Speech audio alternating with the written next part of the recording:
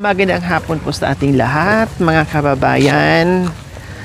Tapos na ang eleksyon. Good luck sa mga nanalo. At congratulations pa din and good luck doon sa hindi na nalo. Better luck next time po, mga kababayan. Talagang sadyang ganyan ang labanan.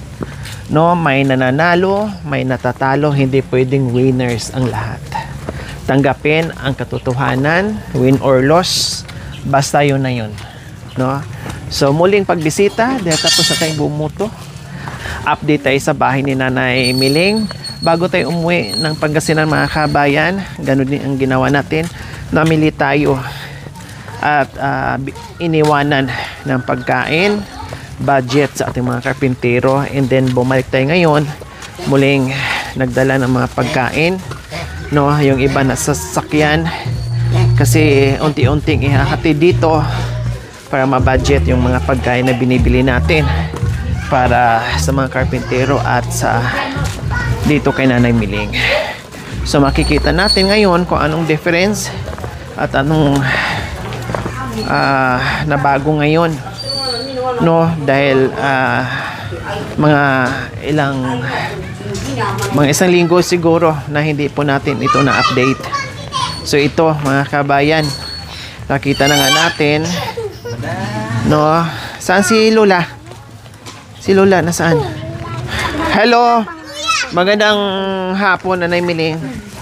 Hi! Magandang hapon. Kumusta? Ha? Kumusta? O, bless ni Ninang, ni Mami Ninang. O, bless. O, ako na lang mag-bless. Nanay Miling. O, ako na lang mag-bless. Ayaw tumanda? O, ako na lang mag-bless. Ayaw mag-bless eh. O, buti pa si Budang. O, nag-bless pa si Budang. Si Biding, hindi. Nako. Kauwi lang po nila, Nanay Miling? Ano po, uminom lang kape. Nag-coffee po sila. So ito, yung isda at saka manok. Ayan. Ano ko na lang ngayon. Kayo na maglagay ng ice, ha? Bahala na sila mag-ano sa budget, Nanay Miling, sa pagkain. Alam mo pa si Joel, parang, siyempre hindi ko alam, no? Nagluto ko ng ganito, hindi kumain. Buti may itlog. So, pag bangos, hindi kumakain. Pag isda, hindi kumakain si Joel. Then, ito mga kape at asukal, mga ricados, Nanay Miling, tabi nyo po. Then, yung mga dilata at asukal, nandito, ha? At saka mga noodles. No, mga noodles, bahala ka na mag-budget. O, meron pa? O, itabi nyo lang po. Para at least, mayroon pang sayote. O, sige. Unti-unti, bahala na kayo mag-budget. Kasi Kaya sabi ko nasabi kanya, ko kay... kung wala ka kung wala pa sila ka, kung mag-ano tayo ng... almusal nila. Mayroon pang mga grocery. Meron pa. Isa na lang, dalata. So, meron pang gulay. Ito. Tapos yung mga kape na sabi nyo na marami pa, itabi nyo lang. Para hindi sabay-sabay mabuksan. Kakatawa yung dataan dito. Kung apat sila sa trabaho, apat sa kape. Sabagay ka, kung isa lang ako dito, magpait na. Kung apat sila nagtatrabaho, apat ka ko yung kape, apat ka ko yung coffee, ka ako. Kung matawa sila sa akin. Nung nakaraan, Mami, nung nakaraan, Nanay Miling, wala po kayo. Saan po kayo? Nandun kayo yung nanay ko. Pinsan na po yung tatay ko. Pinsan ng tatay nyo. Bakit ano po nangyari? Yung siyempre matanda na. 95 na kasi. 95 na ang edad. O tapos? Hindi po daw. So, ang nangyari, pumunta kayo dahil namatay na. Nung bago siya namatay, gusto ko mapakinggan yung boss ni Miling. Yung pangako niya sa akin, yung picture niya nga, dinala ko yung picture niya. Dinala ko doon. Ilang araw po kayo doon? Dalawa lang. 2 araw. Tatlo lang. Ay, 4 na. Oo, kasi nung nakaraan, nandito ako. Kaalis nyo lang daw. Dahil pupunta daw po kayo doon sa kamag-anak nyo na gusto kayo makita dahil may sakit daw. Tapos, nung dumating kayo, bumigay na, ganon? Namatay na? O sakto lang talaga na parang kayo lang ang inaantay na makausap at makita kayo bago siya namatay, parang ganon. Opo. Gusto ko kaya makita nga si Miling. Miling na tawag sa akin. Eh, paano ka no? Wala tayo ka yung sasakyan.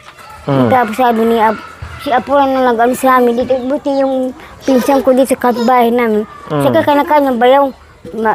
Hinatid po kayo doon. Kasi naabutan ko dito si tatay. Siya nagsasaing, siya nagluluto. O buti marunong. Marunong yan. Kahit kung Siya nagbabudget sa dala namin dito na iniwan namin bago kami umalis. Yung dala-dala naming mga ulam at yun nga, budget. Pero sinabi ko yan, pinagbilang ko sa kanya, yan yung kako mga, yan ba, may manok, may ano kako dyan, may ilo pa. At tapos yung may dalawa pa, inano ko doon sa tindahan doon. Nakikirif pa kayo. Inano ko doon. So, mayroon pa bang manok? Wala na? Wala na po. Tamang-tama, iparif nyo na lang. Baka masira, ha? Apo. Unahin nyo yung bangus dyan. Bibili muna ako ng yelo ngayon, at tapos, kinabukasan, baka meron pa raw siya ng isda. Ulam. Bili nyo na lang na ano. Ibili nyo na lang na Nandiyan po yung vaccine. yelo. Nandiyan yung vaccine. Para hindi masira yung manok natin. O anong nakasalang pagkain? Mainit. Naginit na tubig. Anong ulam nyo po? Kain munggo kanina po. Munggo, wow. Anong halo ng munggo? Ano po, chicharon. Chicharon? Opo. Yun, anong... Binili ko po yung chicharon. Binili nyo. Opo. Wala na. Wala, chicharon, Wala nang gulay. Ubos na. naubos na Ubos na. Opo. Okay lang. Si Tatay Paner, nag-igib po mga kabayan. Ako, inigib po yan. Ayun o, nag-igib si Tatay Paner. Kumain na pa yung mga bata. Kumain na sila, wala Yung na. mga bata. Ang aga nyo naman kumain.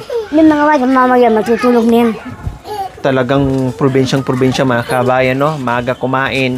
And then... Alas 6 mamaya, ang tutulog na. Maya-maya matulog na. Okay, sige, silipin natin na naimiling yung bahay nyo. Tara. Opo.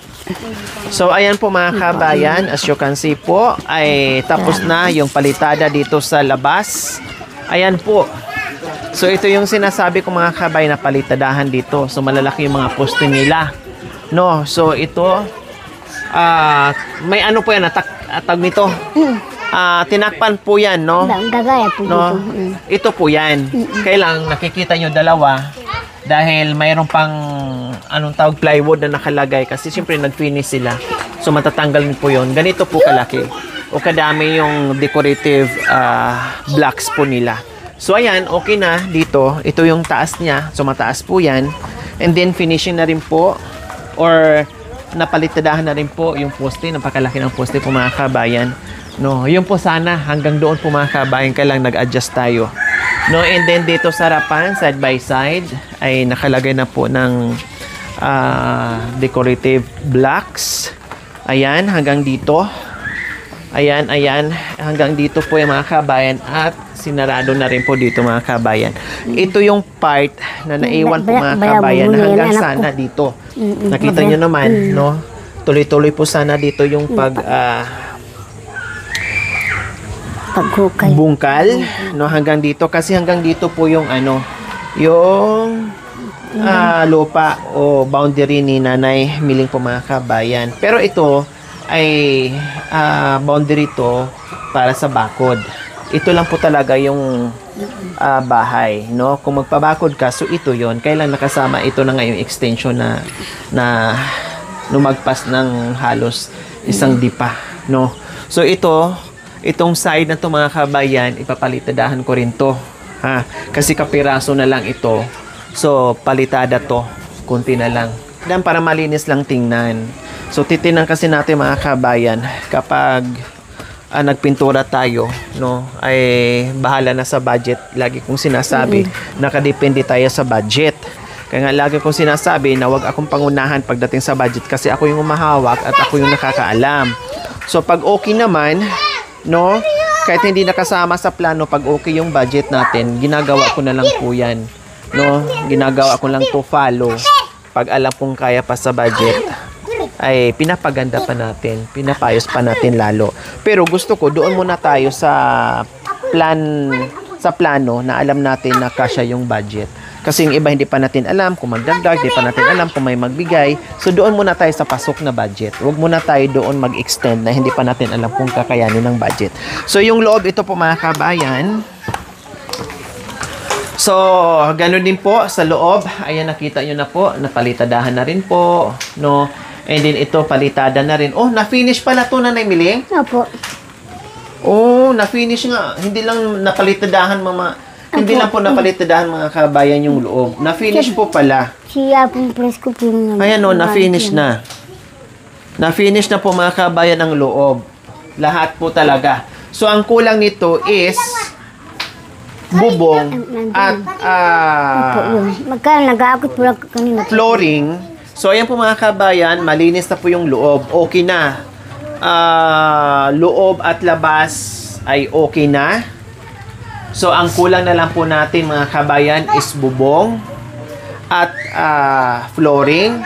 And itong dugtungan ko ito, mga kabayan. Kasi ito hugasan lang. So, para mayroon silang lutuan dito. Kasi si Nanay Miling merong kalan.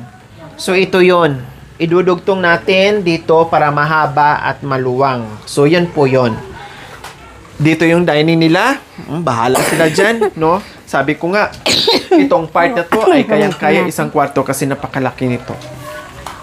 Lumagpas pa doon sa bahay ni Nanay Miling. Ang sukat sa bahay ni Nanay Miling, ito lang po, oh. Ito lang. Ang dinugtong natin is ito. Kalaki, kaluwang. Kaya maluwang pa doon sa ano ni Nanay Miling. Sa loob ng bahay ni Nanay Miling. Mas malaki pa ito. Kaya baliktarin na natin Nanay Miling. Ito yung main. Tapos yun yung kusina. No? Opo. Ne? Uwa. Kasi Makanyan. maluwang eh. Makanyan eh. No, makanyan. Kali Obama ne. Uwa. Oh, Kali wapin. Obama ne. Awan.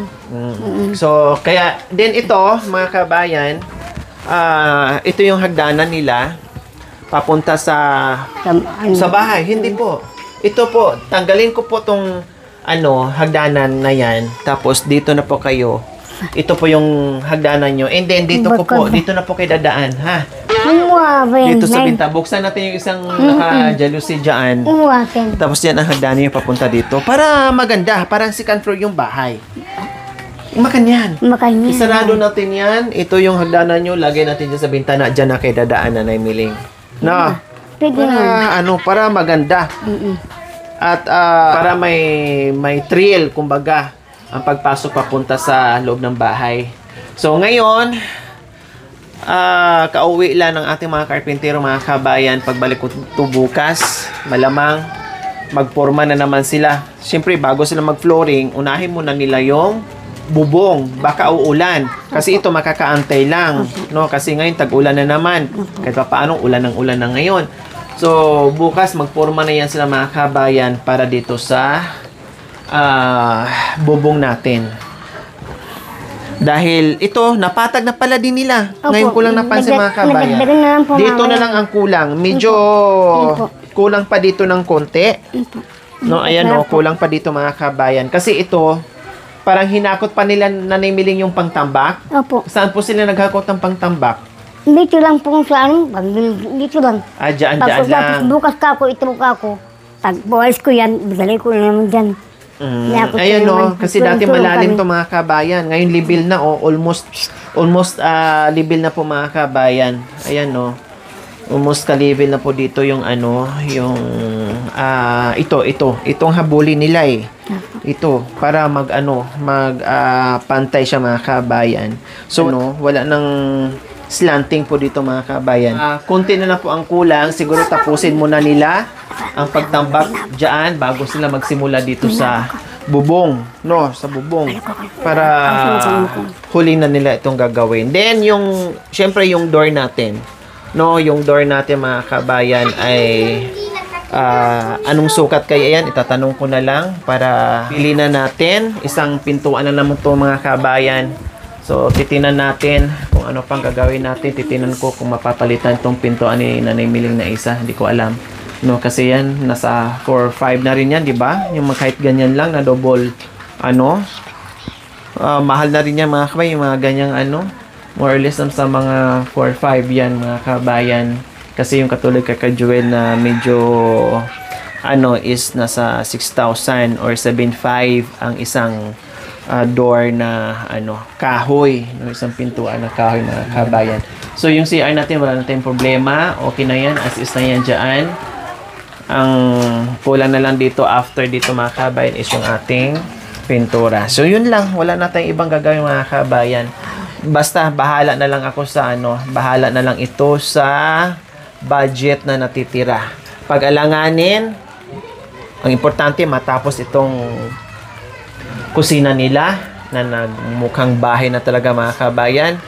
'Di ba? At nasabi ko nga mas malaki pa doon sa original na bahay ni Mami Miling, no? Kung may sobra ay titingnan natin kung ano pang dapat gawin.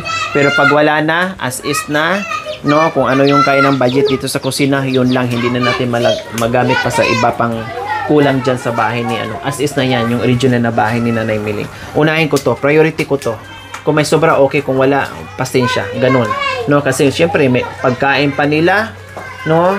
Pagkain naming lahat, plus pintura pa, no? Materials, labor pa natin, etc. etc.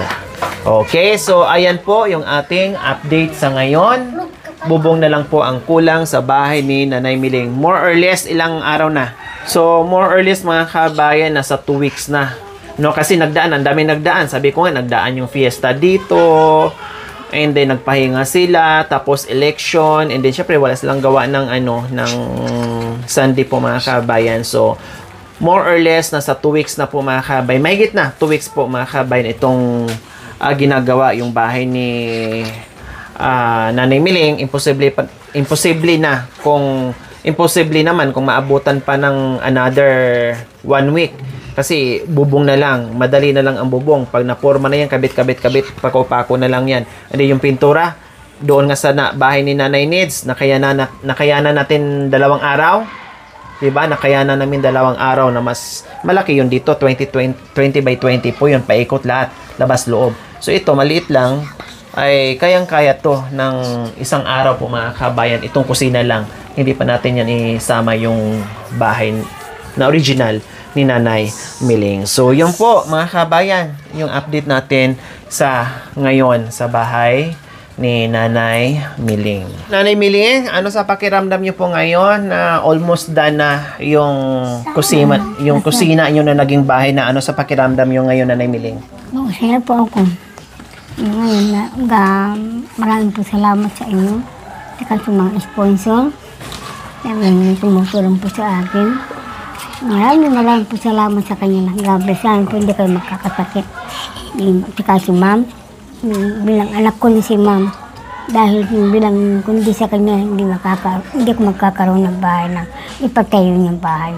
Marunong siya kasi mag-budget ka. Sabi niya sa akin, bakit wala kang pera? Ay, kung pera lang ka pag-usapan, nandiyan yung pera ko, handyan na. Sabi ko, walang pera, pera lang parang yan. Sabi, pero papasalamat po sa Panginoon. Pangalawa po sa inyo. Yun lang, God bless na lang po sa mga sponsor. Kayo po, Tatay Paner, masaya po ba kayo sa bagong bahay niyo po ngayon, Tatay Paner? Saya po dahil nagawa po ninyo na kahit wala po kaming pera, napapasalamat po rin kami sa inyo na lumagabay, tumutulong po doon sa amin. Pera o bahay? Bahay po. Pera o bahay? Siyempre sa bahay.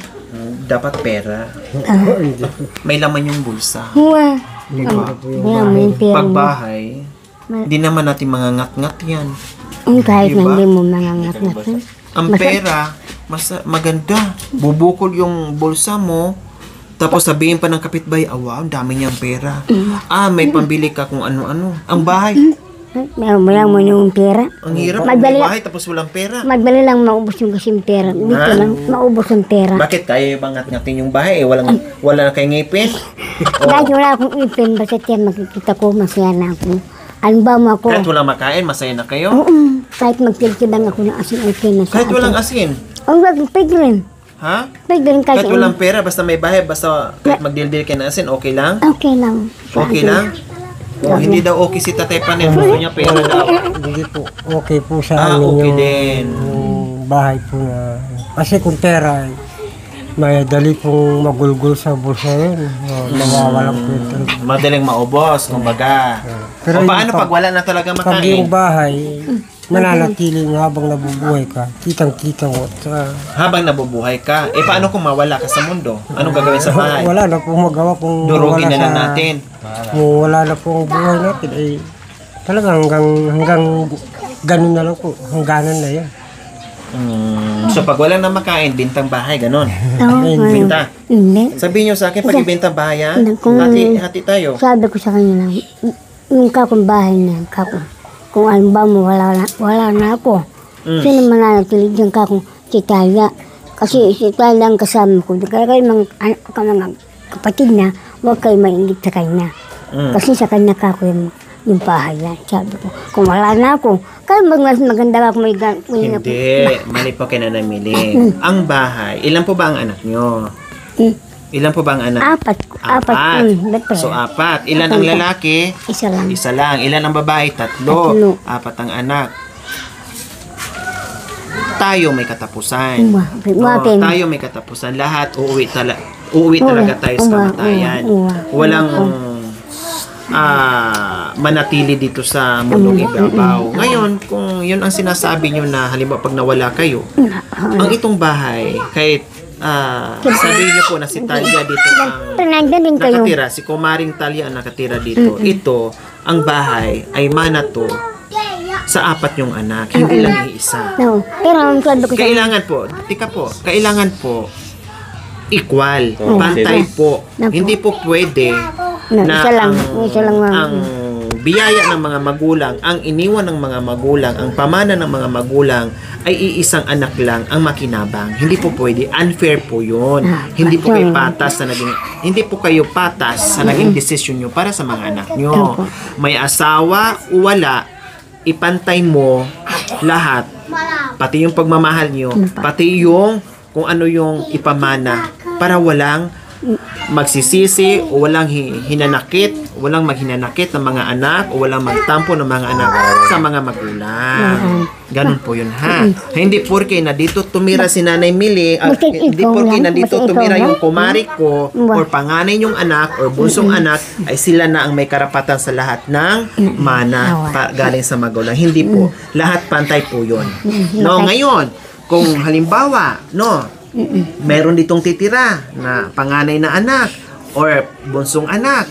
O, sige. Hatiin yun. Kumbaga, kung si bunso dito nakatira or si panganay ditong titira, bayaran ni panganay or ni bunso, hatian yung ibang kapatid. Or, kung walang pangbayad, hindi naman pwedeng dito sila titira lahat. Ang gulo-gulo na. Kung dito sila titirang lahat, anong gagawin nila dito? Kwarto dito, kwarto doon, kwarto dito. Magulo na. Unless lang kung hindi magulo, magkakaisa sila, pwede din po yon. Kwarto dito, i-divide sa apat. No? And then, pwede naman din, pag nagkasunduan, depende na sa pag-uusap ng mga magkakapatid, pwede naman din ibenta, and then kung ano yung, o kung magkano yung pera na pinagbintahan ng bahay at lupa, hatiin nyo ng equal. Ganun po yun na namiling, ha? Para... Basta ikaw, nandiyan ka pa rin sa akin. Siyempre, sinasabi ko lang po kasi sabi nyo kasi si Talia kasi ang nakatira dito, kaya siya talaga ang magmana. Kawawa naman yung ibang anak. Dapat pala, isa na lang ang anak nyo, hindi na kayo nag-anak ng apat kasi may favoritism pala kayo. Magtatampo. Gusto nyo ba na wala kayo sa mundo na sisihin at malungkot ang ibang anak nyo dahil grabe ka naman nanay, para namang hindi mo kami anak, bakit isa lang ang nakikinabang, bakit kami aso, ampun lang o ano lang, walang silbi, o bakit nanganak ka pa? Ito yung sinasabi ko mga kabay, hindi lang po ka Nanay Miling, ina-advise ko lang po si Nanay Miling, ito yung sinasabi ko, tayo magulang na, kung ngayon kung marami tayong anak ay magiging equal, magiging patas tayo sa lahat ng anak. Huwag yung favoritism, huwag yung porke babae, porke lalaki, may favoritism na no. Inanak natin yan parehas sila no? Mahalin natin ng buo, ng parehas, ng pantay yung mga anak natin. No?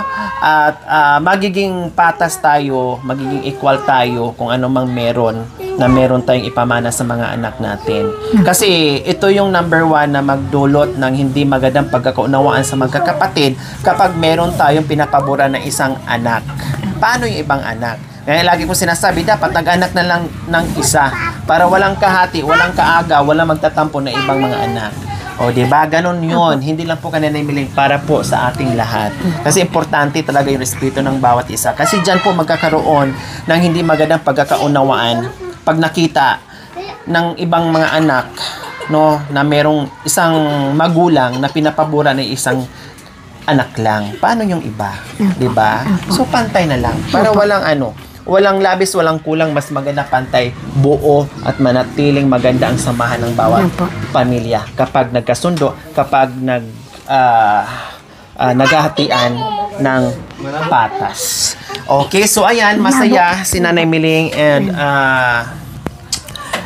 Tatay Paner. Kahit ako po mga kabayan, na-stress man ako dito, pero ito na nga, wala nating magawa. Kailang hindi ako nagstay dito para kahit paano mabawasan yung stress ko, no, at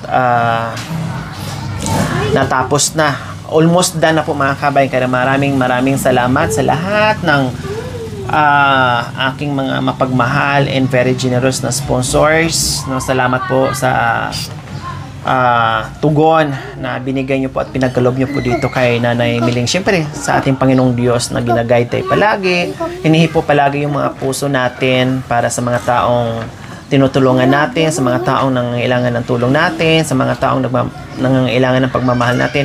Salamat po sa inyo. Asensya na kung na-disappoint man po kayo mga kabayan dahil sa hindi nasunod yung ating plano, no? So, more unawa na lang po talaga mga kabayan, more unawa, more pagmamahal, no, at ganun talaga kasama yan sa natin, sa mission natin. Kaya nga sabi ko, after dito kay Nanay Miling in kay Bayaw, pahinga muna ako. Baka maunahan ko pa si Nanay Miling, wag naman sana kasi marami pang mission na gagawin natin. Kaya lang syempre ipahinga ko kasi mahirap na physically, emotionally, mentally. Kung sabay-sabay yung mga kabayan, walang mangyayari sa pagkatao mo, pati kaluluwa mo madudurog dahil sa sa problema, sa sobrang stress. Walang mangyayari. Anong mangyayari sa akin? Siyempre, nasa akin lahat. Salo ko lahat yung problema, yung pag-iisip. Kumbaga ako lahat mga kabayan Ako yung hosting, ako yung nag-host, ako nagsasalita, ako nag-iisip, ako yung makina, in everything. Walang mangyayari pong mga kabayan sa akin. Mapupunde, no, at lagi kong sinasabi, baka mauna pa ako sa mga senior sa Tres Marias, maunahan ko pa. Kasi na-absorb ko lahat yung mga problema at pagod, stress dito in everything, etc. Mentally, physically, emotionally, lahat na. Okay? Ganun pa man po mga kabayan, baka next update natin ay may bubong na ito at okay na at magpintura na lang tayo. So, we will see po mga kabayan. Maraming salamat and God bless us all. Bye. Maraming po.